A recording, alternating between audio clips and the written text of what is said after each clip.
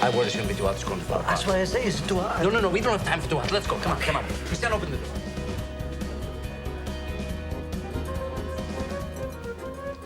What is that? It's timpano. It's a secret recipe that they brought from their hometown. I only heard about it. Oh, no, ew, that's great stuff. That was a scene from the 1996 film Big Night, where they serve the show-stopping timpano. If you've ever wondered what that dish tastes like, you're in luck. YouTube sensation Andrew Rea is bringing food from the big screen and from TV right to your table in his YouTube series Binging with Babish. Jamie Wax is here with the story. Jamie, good morning. Good morning, Jeff. Andrew Rea started his YouTube series in 2016. 3 years later, he's developed a huge cult following online and published 2 cookbooks, including a New York Times bestseller. I went into the kitchen with him to talk about his recipe for success. I named the show completely arbitrarily after an obscure character from The West Wing, and now it's my entire brand and identity. YouTube series Binging with Babish offers recipes rich in pop culture. Add about a half a cup of rum, get your torch ready, and engage slow motion. He shows viewers how to replicate their favorite on-screen meals in their homes. I humbly place before you my East Meets West patented Traeger turkey burger. Parks and Rec came on, and Ron and Chris were having a burger cook-off. Here's mine. It's a hamburger made out of meat on a bun with nothing. And I was like, what would that burger actually taste like in real life? And I was like, oh, I could try it right here. And with that, Binging with Babish was born. At 20 ingredients and 3 hours later, I do not know how Ron's burger could possibly stand up to, oh, it's way better. I mean, it's not even a competition, it's just better. I only intended to make the one. People liked it. I made another one. People like that. I made another one, and here we are now. He has recreated some of the most iconic meals in film and television, down to every detail. Vinny was in charge of the tomato sauce. Shaving garlic with a razor blade for Goodfellas prison sauce. Everybody is going to get to know each other in the pot. I'm serious about this stuff. Serving Kevin's chili from The Office on a piece of carpet. Tell me that is not the most delicious thing you've ever seen.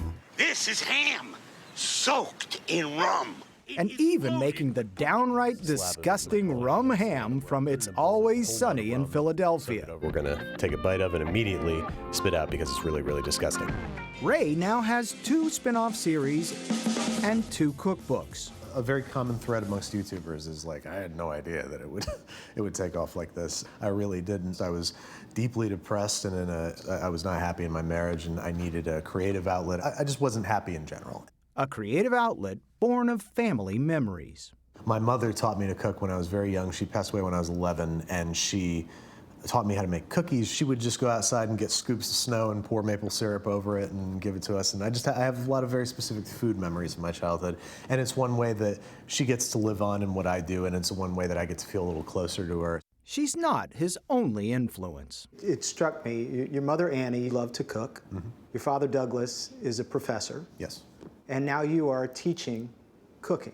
Yes. Do you think that's, am I being too analytical of you? You're honestly making me realize things I never thought of before.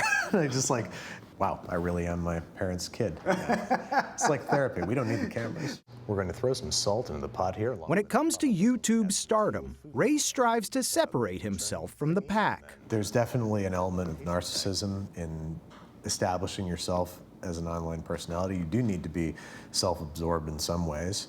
And that was something that I was trying to combat with not showing my face. I wanted to make a show that was purely about the food. We joined him behind the scenes to recreate sliders from Harold and Kumar Go to White Castle.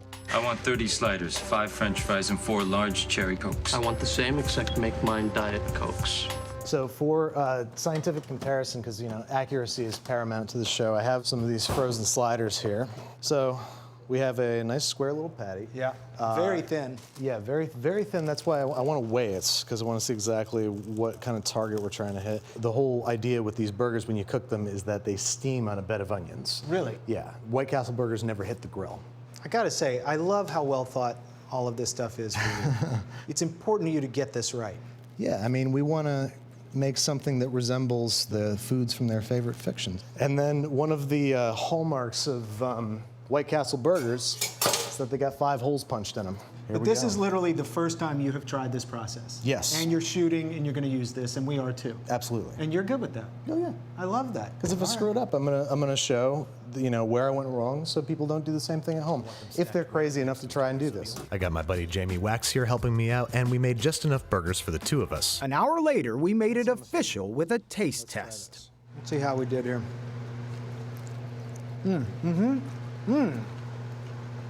That's really good. It's a solid burger, and it's reminiscent of White Castle. It has the same kind of flavor profile, a bit. Can I have a few for 3 a.m. so I can be sure that they they match White Castle? Nearly 6 million people tune in to Ray's channel, and he asks just one thing of them. You don't like people to call you chef. I didn't earn that title. There are people out there who really went through the ringer and went to culinary school and cut their teeth under chefs that yelled and threw things at them. And I didn't. I'm a home cook that knows how to film and edit things well. My constant feeling with the success of the show is I am going to continue to try and earn what you've given me.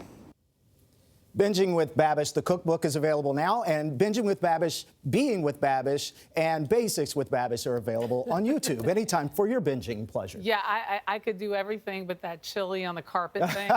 Sorry. The White Castle had to taste better than actual regular White Castle. I know it has its Yes. place. I know some people love them. Sorry. You said it tasted As he said, I mean, the beef was really good. The flavor profile is right, but it was definitely elevated. I had to start watching him. I love that. He's great, and he has bigger presence than so many established chefs online. It's amazing how big his following is. And no face. No face. I mean, he doesn't need it. It's authentic.